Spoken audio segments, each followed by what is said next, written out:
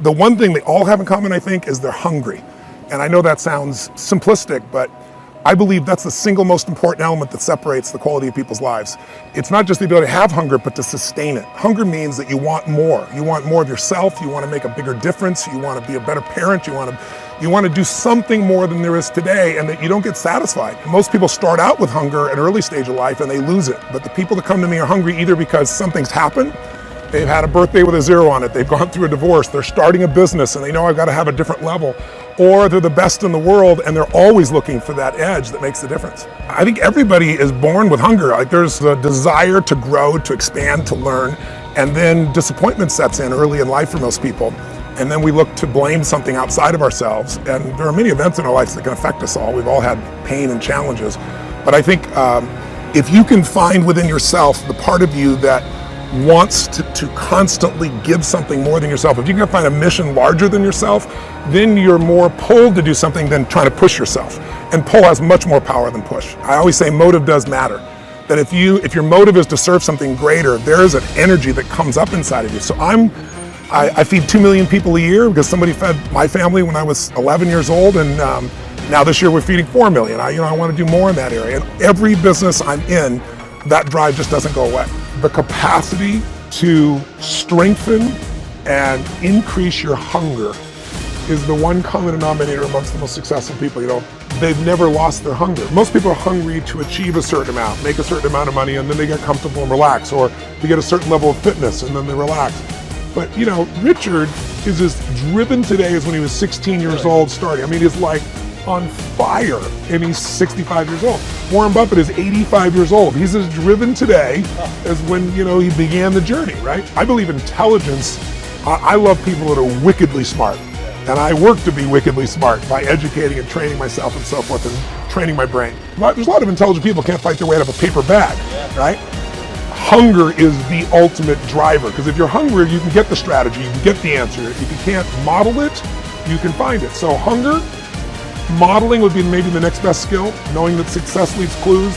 The best way is get around where it's better and things will hit you. Who you spend time with is who you become. How bad do you want your goal right now? Do you want it as bad as breathing? Do you want it as bad as anything you ever wanted in your life? And if you calibrate it at the highest enough levels, what I found is the people that are the hungriest, they find a way. When you know why you want something, when it's desperation, the power of being desperate is something that most people avoid. They think desperation is a weakness. And I'm here to tell you, desperation is one of the most powerful emotions you could possibly possess, because when you're desperate, you find reserves and reservoirs of ideas, talents, and a strength that you don't know you have when you find yourself in a desperate situation. So ironically, the one thing most people avoid in their life, hunger, which is caused by being desperate. When you're starving, you become desperate. So the number one thing we need more than anything to win is hunger, which comes from a state of desperation. Yet we're constantly trying to comfort ourselves in the real world to avoid the state of being desperate. And I'm telling you that I think you need to embrace desperation again in your life. Like, do you want it so bad that you're desperate for it? See, in a fight, you show me two people. This is why it's so hard to repeat as a champion in the fighting game. Because you show me someone who's up and coming, who's hungry for that title, who's never had it before, who can taste it, who knows if they win that belt, their whole life's gonna change. They're gonna be champion of the world, all the endorsements, all the money, all their family life, all their parents' lives are gonna change. You show me somebody chasing that, hungry for it, against someone who's just trying to hold on to a title. And that's why most of the time the challenger beats the champ.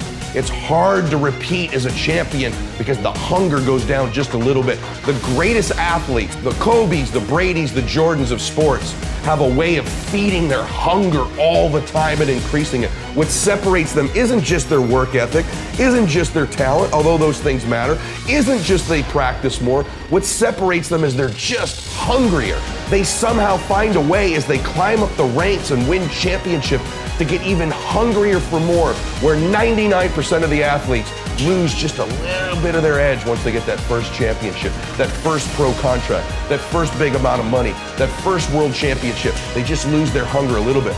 And then there's the elite. They get hungrier. It feeds the beast.